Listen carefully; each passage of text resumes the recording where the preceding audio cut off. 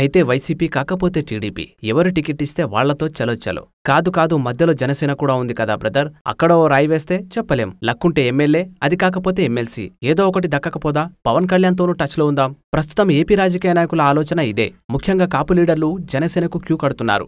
YCP టీడీపీల్లో టికెట్లు దక్కే అవకాశం లేని వాళ్లంతా కాపు నేత నాయకత్వంలోని జనసేన కండువా కప్పుకోవడానికి సిద్ధమవుతున్నారు. మచిలీపట్నం ఎంపీ వల్లభనేని బాలశౌరి వైసీపీకి గుడ్ బై చెప్పి పవన్ దండులో కలవబోతున్నారు. మరో సీనియర్ నేత ముద్రగడ పద్మనాభం కూడా తన కొడుకుతో సహా పవర్ స్టార్ పార్టీలోకి వచ్చేస్తున్నారు.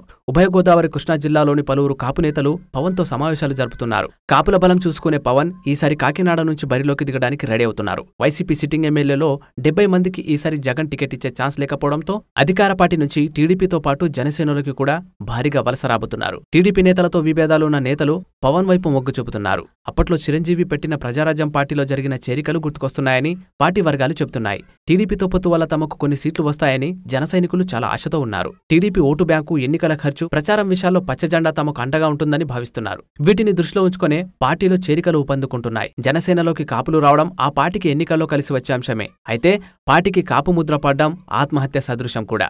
ఇప్పటికే ఆ ముద్ర ఉన్న జనసేనకు ఇతర కులాలు దూరమయ్యే పరిస్థితి నెలకొంది. కులం కూడు పెడుతుందా అనే మాటను తరచూ వింటూ ఉంటాం. కులం వేరే విషయాల్లో పనికి రాకపోయినా రాజకీయాల్లో బాగానే పనికొస్తుంది. కాకపోతే వాటం తెలిసి వాడుకోవాలి.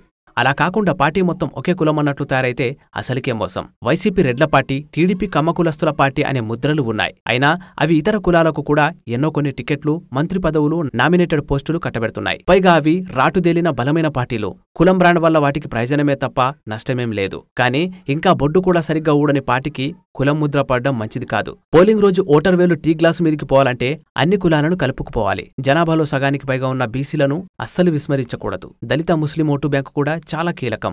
ఏపీ జనాభాలో కాపులు 5% ఒక అంచనా. బలిజ, తెలగ, ఒంటరి, తూర్పు కాపు వంటి అనుబంధ కులాలను కలుపుకున్నా 10% లోపే ఉండొచ్చు. కాపులందరూ గంపగుత్తగా జనసేనకు ఓట్లు వేస్తారనే గ్యారంటీ లేదు. అంతేకాకుండా టీడీపీతో చేతులు కలిపితే పార్టీ నుంచి తప్పుకుంటామని జనసేనలో కొందరు కాపు నేతలు తీవ్రంగా హెచ్చరిస్తున్నారు. కమ్మారెడ్డి కులాలు తమకు అన్యాయం చేశాయని, పవన్ తమను ఉద్ధరిస్తాడనే పార్టీలో చేరామని వాళ్లంటున్నారు. ఇప్పుడు పవన్ కూడా కమ్మ నాయకుల చేతుల్లోకి వెళ్లిపోతే తమ పరిస్థితి ఏంటని ప్రశ్నిస్తున్నారు. గత అసెంబ్లీ ఎన్నికల్లో కేవలం 1 సీటు మాత్రమే గెలుచుకున్న జనసేనకు ఈసారి టీడీపీతో పొత్తు వల్ల 10 సీట్లు రావచ్చని అంచనా. వైసీపీకి గెలుపు అవకాశాలు ఎక్కువని సర్వేలంటున్నాయి. పవన్ ఇలాంటి వాస్తవాలను పట్టించుకోకుండా కాపులకి అగ్రతాంబూలం ఇస్తే ఇతర కులాల ఓట్లను కోల్పోవాల్సి వస్తుంది. 2019 ఎన్నికల చేదును మళ్లీ రుచి చూడాల్సి వస్తుంది.